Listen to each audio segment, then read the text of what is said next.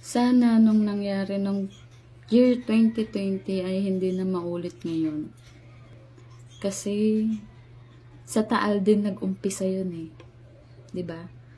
Nagbuga ng abo yung Taal, tapos nagpa-face mask, ganyan. Tapos nagkaroon ng pandemic.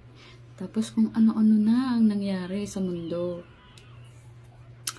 Tapos ngayon, ang hirap sabihin, pero wag naman sanang maulit-ulit.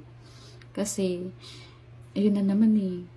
'Di ba? Nandito na naman tayo na nag-aano na naman yung Taal, nagiging aktibo, tapos nagpapasuot na naman ng face mask. Although, kailangan talaga yun kasi para sa kalusugan natin, para hindi nga natin masinghot o kaya naman mapunta sa atin loob ng katawan yung abo na binubugan ng bulkan.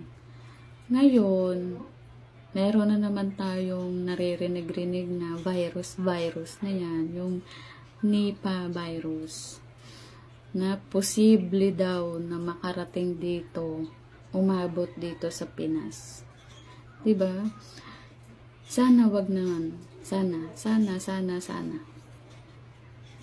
Dasal lang tayo na huwag nang maulit-ulit yung taong 2020. Lahat na nangyari ng 2020, wag na sanang maulit ngayon.